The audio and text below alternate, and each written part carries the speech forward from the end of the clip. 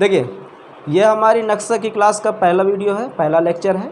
और पहले लेक्चर में हम कवर करेंगे केंद्र शासित प्रदेश, जितने भी हमारे केंद्र शासित प्रदेश हैं।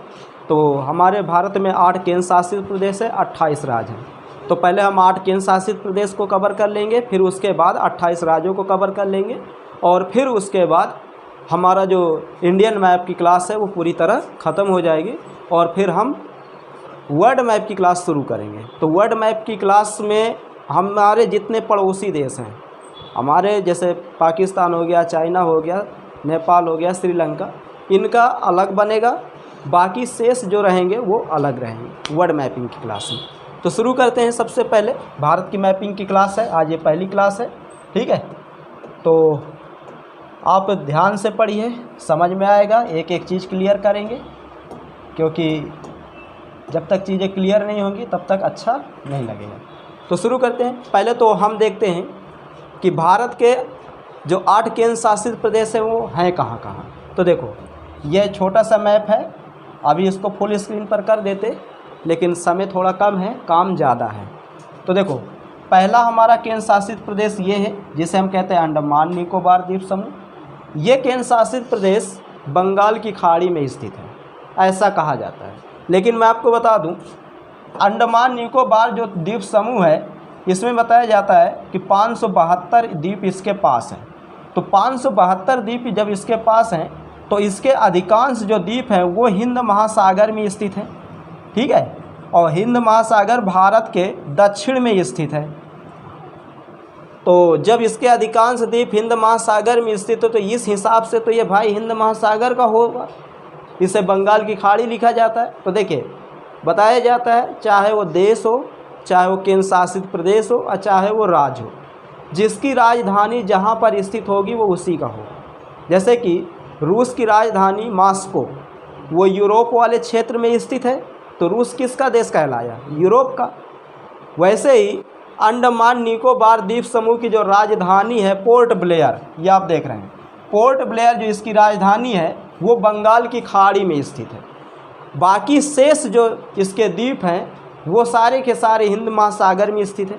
तो जब इसकी राजधानी पोर्ट ब्लेयर बंगाल की खाड़ी में स्थित है, तो इसलिए इसे बंगाल की खाड़ी का ही द्वीप माना जाता है। बात समझ में आ गई? तो एक हमारा केंद्र शासित प्रदेश ये हो गया, और इसके विषय में विस्तार से जानेंगे बाद में। आज का हमारा जो केंद्र शासित प्रदेश है वो है लद्दाख और जम्मू कश्मीर। लेकिन पहले हम लोकेशन देख लेते हैं, कहाँ पर 8 केंद्र शासित प्रदेश स्थित है। जब तक किसी चीज़ की लोकेशन हमें नहीं पता होगी, तब तक पढ़ने का हमें मज़ा भी नहीं आएगा। तो समझ में आ गया? तो पहला केंद्र शासित प्रदेश आप जान गए, अंडमान निकोबार द्वीप समूह। देखिए, दूसरा जो केंद्र शासित प्रदेश है जिसे हम कहते हैं पुदुचेरी, ये जो पुदुचेरी है केंद्र शासित प्रदेश है, ये पुदुचेरी भी बंगाल की खाड़ी के तट पर स्थित है। लेकिन पुदुचेरी के 3-4 ज़िले आते हैं। देखिए, अगर पुदुचेरी की ज़िले की बात करें, जैसे यनम हो गया, माहे हो गया, कराईकल हो गया, तो जो पुदुचेरी हो गए, 4 ज़िले इसके हुए। तो पुदुचेरी और कराईकल ये दोनों कहाँ पर हैं? तो तमिलनाडु में। लेकिन पुदुचेरी का एक ज़िला है यनम, तो पुदुचेरी का जो ज़िला यनम है वो आंध्र प्रदेश के पास है, और पुदुचेरी का जो माहे ज़िला है वो केरला के पास है। तो इस तरह पुदुचेरी भारत के 3 राज्यों में स्थित है, हम ये कह सकते हैं। लेकिन पुदुचेरी जो मेन है, जो उसकी राजधानी है, वो तमिलनाडु में स्थित है, और वो बंगाल की खाड़ी के तट पर स्थित है। तो पुदुचेरी आप समझ गए। अब देखिए, ये दूसरा केंद्र शासित प्रदेश हो गया हमारा, और तीसरा केंद्र शासित प्रदेश यहाँ पर है। तीसरा जो केंद्र शासित प्रदेश है जिसे हम कहते हैं लक्षद्वीप, बताया जाता है लक्षद्वीप एक ऐसा केंद्र शासित प्रदेश है जहाँ जनसंख्या भी बहुत कम है, और ये भारत का सबसे छोटा केंद्र शासित प्रदेश है।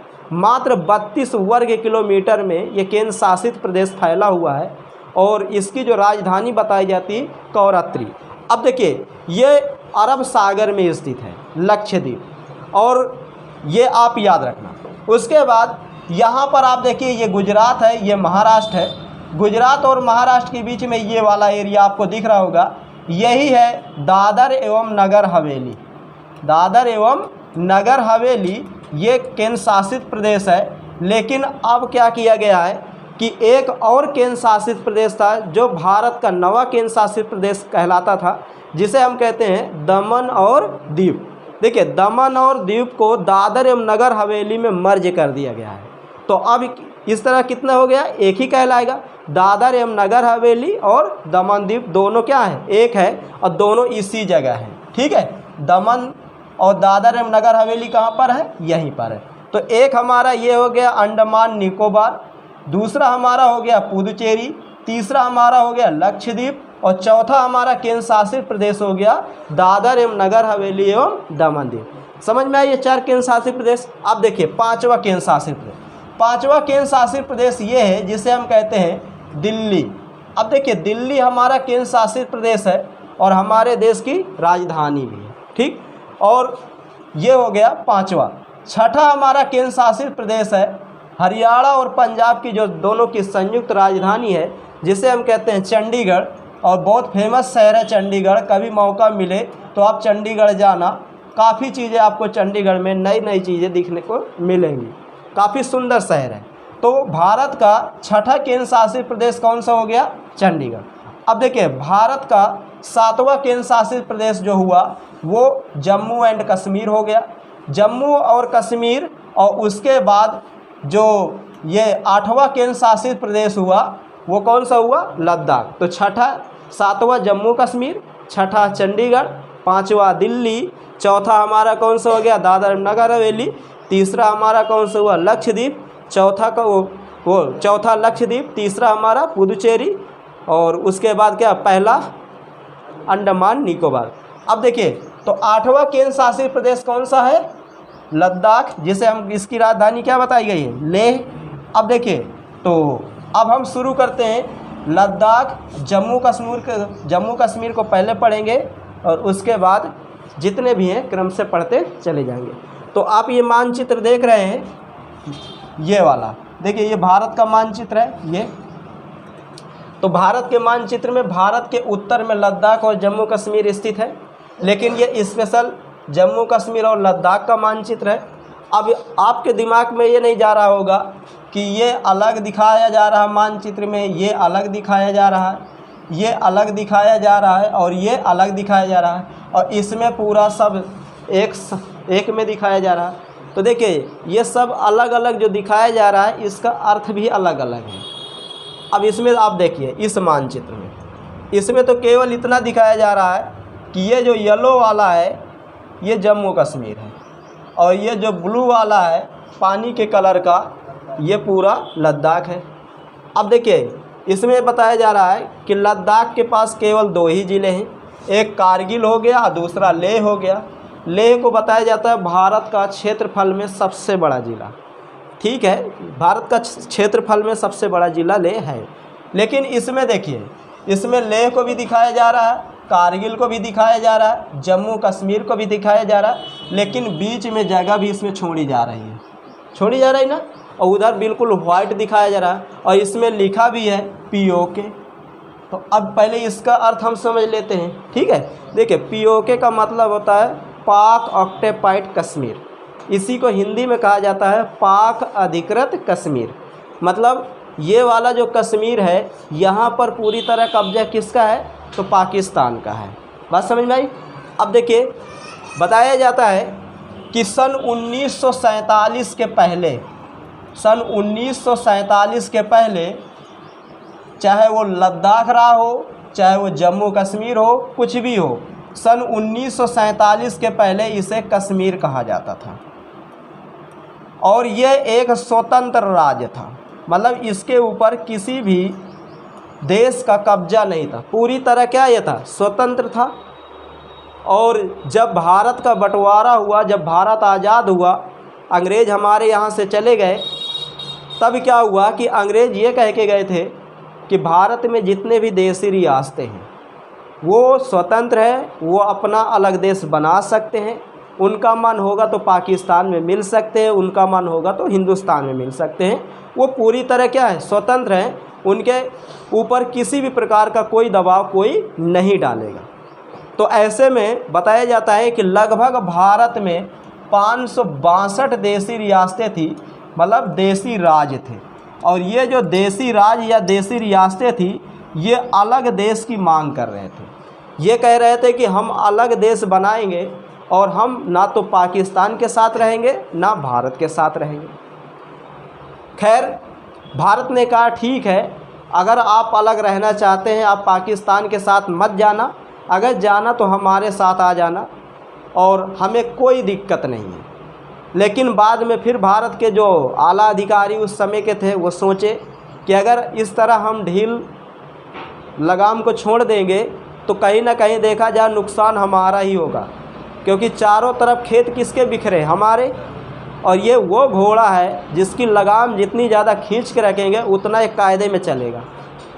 तो उस समय जो हमारे तत्कालीन उप प्रधानमंत्री और गृह मंत्री थे जो सरदार वल्लभ भाई पटेल, उनको देशी रियासतों का एकीकरण की जिम्मेदारी दी गई और उन्होंने क्या किया, अपनी दिमाग से जितनी भी देशी रियासतें थी अधिकांश देशी रियासतों को भारत में मिला लिए थे। लेकिन उनको 3 देशी रियासतों को मिलाने में आप ये कहिए कि लोहे के चने चबाने पड़े थे। पहला जम्मू कश्मीर जिसे हम कश्मीर कहते हैं, दूसरा इधर हैदराबाद और तीसरा जूनागढ़। ये 3 देशी रियासतें ऐसी थी और इन 3 देशी रियासतों के जो राजा थे इतना खचरा थे जिसका कोई जवाब नहीं। समझ में आई बात? तो शुरू करते हैं कहानी अब इसकी। तो बताया जाता है कि 1947 के पहले ये क्या था, कश्मीर था। आज भले इसको अलग अलग नामों से जाना जाता है। 1947 के पहले जब ये कश्मीर था तो यहाँ का जो राजा था जम्मू कश्मीर का, उस राजा का नाम था हरी सिंह। अब देखिए जो जम्मू कश्मीर का राजा हरी सिंह बहुत ही चतुर आदमी था, इतना चतुर था जिसका कोई जवाब नहीं। मतलब पंडित जवाहरलाल नेहरू, सरदार वल्लभ भाई पटेल, जितने भी उस समय के हमारे उच्च अधिकारी उच्च नेता थे उनको ये उनकी आँख में धूल झोंकने में बहुत ही ज़्यादा माहिर था। एक छोटी सी कहानी बताता हूँ मैं आपको, ज़्यादा समय नहीं लूँगा। बताया जाता है कि जब कश्मीर भारत में मिलने के लिए तैयार नहीं था तो पटेल जी अपने सचिव को भेजे थे जिनका नाम था वीपी मेमन। जब वीपी मेमन यहाँ के राजा के पास गए तो यहाँ का राजा उन्हें बिल्कुल दुत्कार के भगा दिया था। कह रहा था राजा में इतनी क्षमता है कि एक राज्य को चला सकता है, हम तुम्हारे माथे नहीं हैं। रह गई बात कश्मीर की, तो कश्मीर का आप दिमाग से बात निकाल दो, कश्मीर हमारा है और हमारा रहेगा, इसे कैसे चलाना वो हमें पता है। खैर वीपी मेमन समझा के आए कि कभी अगर मौका पड़े, कभी मुसीबत में पड़ना तो एक बार हमें ज़रूर याद रखना। चले आए अपना। जब सरदार पटेल जी पूछे कि अच्छा ये बताओ क्या कहा राजा ने, तो उन्होंने कहा यार राजा मानेगा नहीं, आप एक काम करिए, उसका दिमाग से बात हटा दी। तो उन्होंने कहा चलो ठीक है, मानेगा आज नहीं तो कल, कल नहीं तो परसों तो मानेगा। बकरा की अम्मा कब तक खैर मनाएगी, एक दिन तो वो कटेगा ही। तभी क्या होता है कि पाकिस्तान की सेना जो वहाँ के क्षेत्रीय कबीलाई थे उनके वेश में आकर के कश्मीर के ऊपर हमला कर देते हैं। जब कश्मीर के ऊपर पाकिस्तान की सेना हमला करती है तो राजा की जो सेना होती है वो मुँह तोड़ जवाब देने के लिए तैयार थी। खैर जवाब देती भी है, लेकिन कहाँ एक देश की सेना, कहाँ एक छोटे से राज्य की सेना कहाँ उतना कर पाएगी। पाकिस्तान की सेना को विदेशी ताकतों का भी सहयोग था। धीरे धीरे करते करते क्या हुआ, पाकिस्तान की सेना आप ये समझिए कि आधे कश्मीर को अपने कब्जे में ले लिया। जब राजा को ये बात पता चला कि यार कश्मीर तो इनके पास ही जा रहा है और इस तरह अगर रहेगा तो एक दिन पूरा कश्मीर चला जाएगा, मुझे भाग करके भारत ही जाना पड़ेगा। तभी राजा ने अपने प्रधानमंत्री मेहर चंद को भेजा भारत में, कहा कि जाओ आप भारत से कहो कि हमारी हेल्प करें। खैर मेहर चंद आते हैं और बोलते हैं कि आप हमारी हेल्प करिए, राजा आपसे कहा है कि आप अगर हेल्प कर दोगे तो पाकिस्तान कहीं ना कहीं डरेगा। तो सरदार पटेल जी कहे कि हम एक शर्त पर हेल्प करेंगे, पहले आप विलय पत्र पर साइन करें। राजा ने तो खैर विलय पत्र पर साइन किया, लेकिन दबाव में आके किया। और उसके बाद क्या हुआ, भारत की सेना गई और पाकिस्तान की सेना को पीछे खदेड़ दी। जब पाकिस्तान की सेना को पीछे खदेड़ी भारत की सेना, तभी क्या हुआ कि उस समय जो हमारे तत्कालीन प्रधानमंत्री थे पंडित जवाहरलाल नेहरू, उनको काफ़ी लोग गाली भी देते। देखिए हम तो नहीं देते, क्योंकि उस समय हमारा देश नया नया आज़ाद हुआ था। और आपको मैं बता दूं, जब कोई नया नया बंटवारा होता है तो किसी भी मोड़ पर कोई भी लड़ाई झगड़ा करने के लिए अगर वो कर रहा है तो कहीं ना कहीं उसका काफ़ी ज़्यादा नुकसान होगा। तो पंडित जवाहरलाल नेहरू भी यही सोच रहे थे कि अगर हम इस तरह खुल किसी देश के ऊपर हमला करेंगे तो इंटरनेशनल छवि भी हमारी ख़राब होगी कि अभी अभी ये आज़ाद हुए और अभी से लड़ने लगे। खैर पंडित जवाहरलाल नेहरू चाहे वो अब गलती मानिए कुछ भी मानिए, उन्होंने कहा कि अब हम युद्ध नहीं लड़ना चाहते, जो हुआ ठीक हुआ। तभी क्या हुआ कि ये मामला गया यूएनओ में, तो यूएनओ वाले साहब कह दिए कि अच्छा ठीक है, जिसकी सेना जहाँ से है वहीं से कश्मीर ले लें। तभी क्या हुआ कि पाकिस्तान की सेना को भारतीय सेना यहाँ तक पीछे तक खदेड़ दी थी। तो जहाँ तक पाकिस्तान की सेना थी वहाँ से क्या हुआ कि कश्मीर को बांट दिया गया, और बाद में क्या हुआ कि वो वाला क्षेत्र पीओके कहलाने लगा और ये वाला पूरा क्षेत्र क्या कहने लगा, भारत का कश्मीर कहने लगा। ठीक है, लेकिन 1962 में जब भारत और चीन का युद्ध हुआ था तो ये कश्मीर हम हार गए थे। इसी को चीन कहता है अक्साई चीन। क्या कहता है? अक्साई चीन। अब देखिए, जो चीन के कब्जे में कश्मीर है उसे हम अक्साई चीन के नाम से जानते हैं। बाद में क्या हुआ कि पूरा कश्मीर जब हमें नहीं मिल पाया तो भारत ने कुछ दस्तावेज यूएनओ में पेश किया। भारत ने कहा जो यहाँ का मालिक था, जो राजा था, वो पूरी तरह कश्मीर को हमारे नाम किया है, तो अब कैसे हम इस कश्मीर को दे दें। तो यूएनओ में देखिए, उस समय अमेरिका हो या चाइना हो, ये वीटो पावर्स देश हैं और इनसे हमारी बहुत कम बनती थी, आज भी बहुत कम बन रही है। देखिए, अमेरिका दुनिया का ऐसा देश है, वो कोई ऐसा देश नहीं है जिसको वो ठगा ना हो। समझ रहे हो? ठग है, एक नंबर का ठग है जिसे कहते हैं अमेरिका को। ऐसा कोई सगन है जिसको वो ठगा नहीं। ठीक है, तो वो हमारी बात नहीं माने। खैर ठीक है, अभी भी कश्मीर का मामला चल रहा है यूएनओ में। राजा की अब बात करें तो जब पूरा मामला फिट हो गया तो राजा पलटी खा गया। राजा कहा कि भाई मेरा लड़का कह देगा कि मैं राजा बनूंगा तो मुझे कोई एतराज़ नहीं। अब राजा हरि सिंह के लड़के का नाम था कल्याण सिंह। उनका इतना खवान पियान कि वो कह दिए कि हम राजा बनबे न कर दे, तो महीन बन गए तो का उखाड़ लिए। राजा हरि सिंह उसके ऊपर काफ़ी ज़्यादा नाराज़ हुए, कहे कि तू मेरी चिता को आग नहीं लगाएगा। कहे हम बिल्कुल, हम यही तो सोच ही रहा लगाइबे न करी, तुमको मशीन से जला देंगे। अब भैया राजा भाग गया कहाँ? बम्बई। बताया जाता है कि दोबारा कश्मीर वो नहीं गया राजा। समझ में आई? अब देखिए आगे, अब इसके दो भाग कर दिए गए। बताया जाता है कि 5 अगस्त 2019 को कश्मीर पहले क्या था, एक राज्य था, स्वतंत्र राज्य था। लेकिन क्या हुआ कि 5 अगस्त 2019 को कश्मीर के 2 टुकड़े कर दिए गए, जिसका नाम क्या दिए गए, एक जम्मू कश्मीर और एक इधर लद्दाख। अब जम्मू कश्मीर लद्दाख नाम के 2 राज्य बना दिए गए। पहले क्या था कि ये दोनों मिल करके एक अलग देश की मांग करते थे। क्यों? देखिए, सरकार का दिमाग, लद्दाख में बौद्धों की संख्या अधिक है और जम्मू कश्मीर में मुसलमानों की संख्या अधिक है। तो अब कहीं ना कहीं 2 समुदायों को तोड़ दिया गया कि नहीं तोड़ दिया गया, और यहाँ पर पूरी तरह कब्जा किसका हो गया? भारतीय सेना का हो गया। जितने भी केंद्र शासित प्रदेश हैं, सारे के सारे केंद्र शासित प्रदेशों में जो कब्जा है, जो वहाँ गवर्नमेंट है, वो केंद्र सरकार के हाथ में। आप ये कहिए, वहाँ की राज्य सरकारों से कोई मतलब नहीं। जैसे दिल्ली में केजरीवाल जी है, दिल्ली को विधानसभा दे दी गई है, पुदुचेरी को भी विधानसभा दी गई है। ऐसा इसलिए कह दिया गया है क्योंकि इन राज्यों में जनसंख्या ज़्यादा है, तो अब जनसंख्या को कंट्रोल भी तो करना है। तो एक मुख्यमंत्री दे दिया गया, विधानसभा दे दी गई, तो मुख्यमंत्री को यही कहा गया कि आप सड़क बनवा दीजिए, आप पानी की व्यवस्था कर दीजिए, स्कूल की व्यवस्था कर दीजिए, आप मतलब अस्पताल बना दीजिए, आप ये काम करिए, लेकिन आप किसी से पुलिस की भर्ती नहीं करोगे। समझ रहे हो? आप मनचाही जगह अपने मन से किसी पुलिस को भेजोगे नहीं, आपको बाकायदे परमिशन लेना पड़ेगा गृह मंत्रालय से।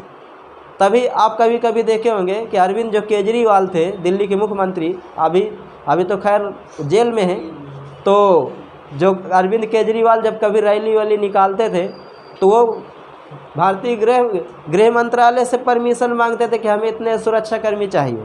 क्योंकि दिल्ली पुलिस की पूरी तरह किसके हाँ कंट्रोल में है, केंद्र सरकार के कंट्रोल में। राज्य सरकार के कंट्रोल में दिल्ली पुलिस नहीं है, वो केंद्र सरकार के कंट्रोल में, समझ रहे हैं।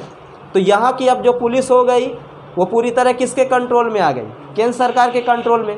पहले कानून व्यवस्था किसके हाथ में थी, राज्य सरकार के हाथ में। तो राज्य सरकार क्या कर जाते थे, मनमानी कर जाते थे, पत्थर भारतीय सेना के ऊपर फेंकाने लगते थे, बहुत सारी चीज़ें थी, ठीक है। और इनको कुछ विशेष अधिकार भी दिए गए थे कश्मीर को।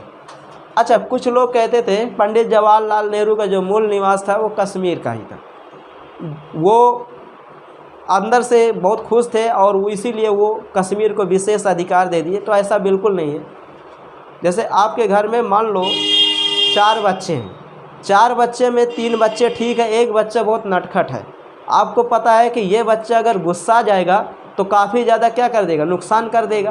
तो इससे अच्छा है कि इसको रुपया 2 रुपया दे करके इसे बौरा फुसला लिया जाए।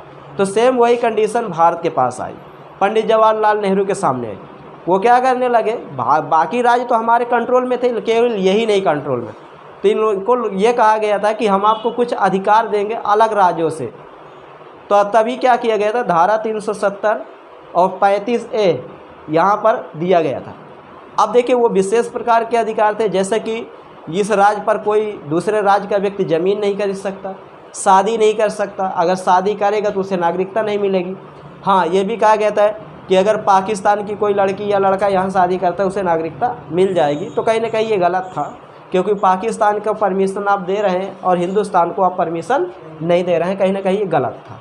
लेकिन उसमें भी देखा गया था मेन कहानी धर्म वाली, क्योंकि पाकिस्तान क्या पूरी तरह एक मुस्लिम कंट्री है और ये भी एक पूरी तरह मुस्लिम राज्य था, ठीक है। खैर, पाकिस्तान के लोग आज भी बहुत ज़्यादा परेशान हैं कि कश्मीर में अभी भी भारतीय सेना बहुत ही ज़्यादा अत्याचार करती है, दुराचार करती है। लेकिन इस समय कश्मीर का इतना ज़्यादा विकास हुआ है कि जितना पूरे पाकिस्तान का विकास नहीं हुआ। तो कहीं ना कहीं देखा जाए उनकी ये जो सोच है, उनको जो जानकारी दी जा रही है, ये कहीं ना कहीं गलत दी जा रही है। तो अब देखिए, ये तो बात आप जान गए बंटवारे की, कैसे इनका बांटा गया और क्या किया गया क्या नहीं किया गया। बताया ये भी जाता है कि भारत में सबसे बाद में जो GST लगाई गई थी वो कश्मीर पर ही लगाई गई थी, जम्मू कश्मीर पर सबसे बाद में, ठीक है। तो अब जम्मू कश्मीर के हम एक एक ज़िले पढ़ेंगे। तो पहले जम्मू कश्मीर के ज़िले पढ़ लेंगे, फिर उसके बाद लद्दाख के पढ़ लेंगे, कहाँ पर क्या विशेषता है किस ज़िले की, पूरी जानकारी आपको दी जाएगी। लेकिन आज इस वीडियो के माध्यम से केवल इतना, इसके आगे अब आपको कल बताया जाएगा।